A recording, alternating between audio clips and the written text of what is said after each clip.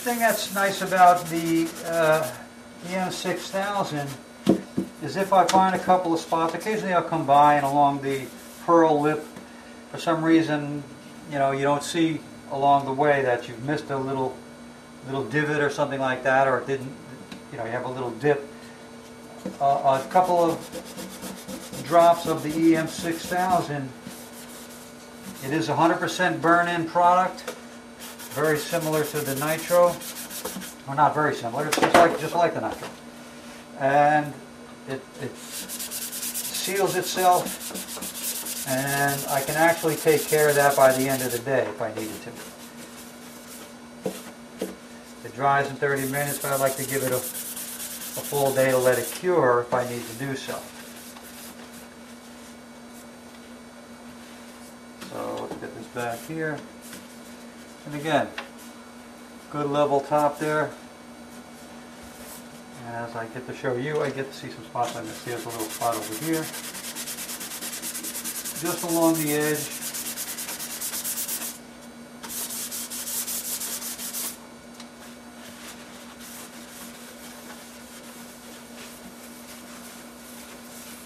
Yeah, that looks super. And as you can see, it doesn't take that long to get it done. Got to wait the proper curing time, which is, they recommend 150 hours.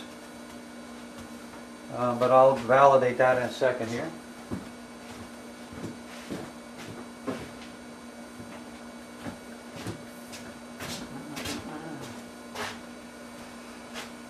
150 hours of dry time before you really get aggressive with it. So again, just Target Coatings, EMTECH EM6000. Super product. Can't say enough good things. Now we'll go get some of the side stuff.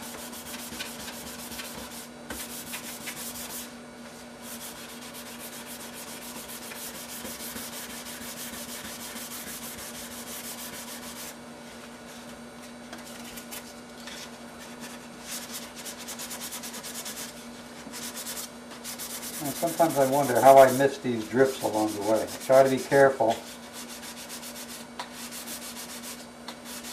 Not quite sure how they get in there. And these are all drips from spraying the top, so. Okay. But again, they come out fairly easily.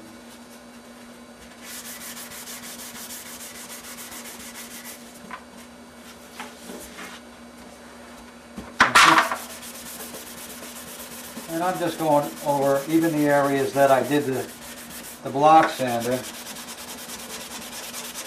Here I can get through that without any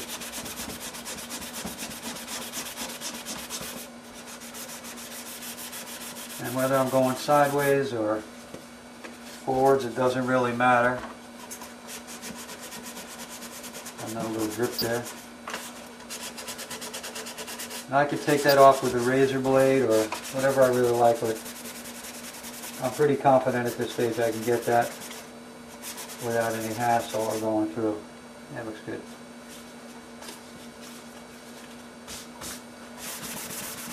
Move it off, and I'm just looking for spots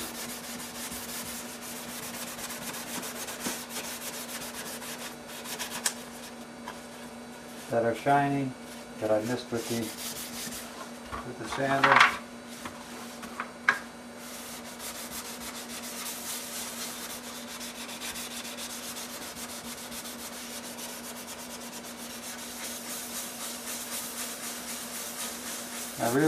I don't like going into this area much with the block sander.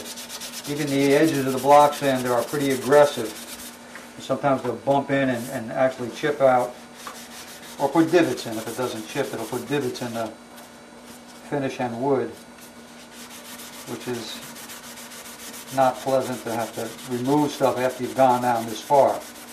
You know, I'm at the finishing stage. I'm not looking to do any repair on the surface before I finish the guitar.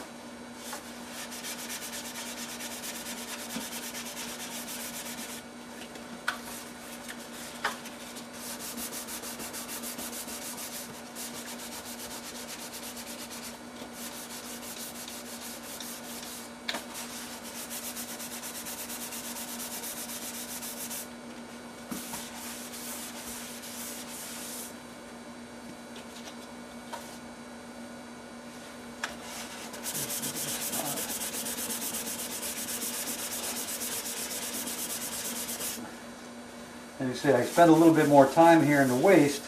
It's just a little tougher to get. And that's the primary reason I don't do it with the block sander. You spend time trying to dig it out with that big hulking block sander, and you wind up eating a hole somewhere in it, and that's never pleasant.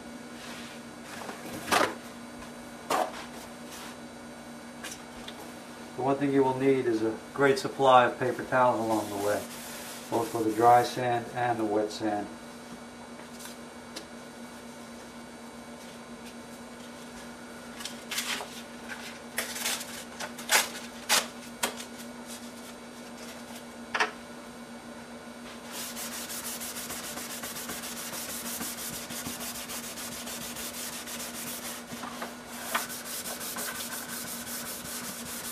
Again, most of my effort's going to be in those waste lines, because all this is pretty well gotten with that sander. Some of this is just a smoothing process.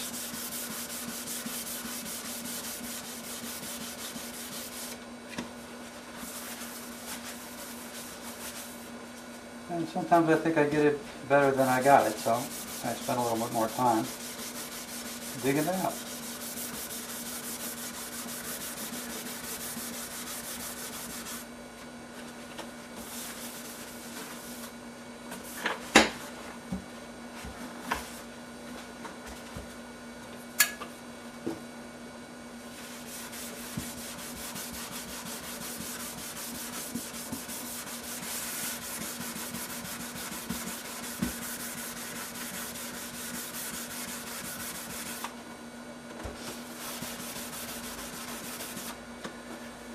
And I'll go through the entire process here, all the way through the buffing on the wheels,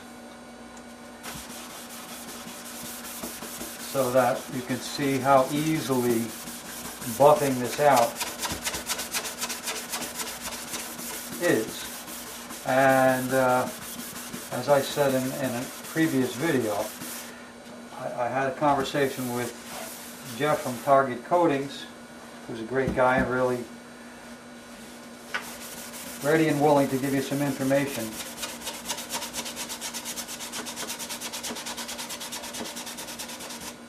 But I was having problems while I was on my buffing wheels.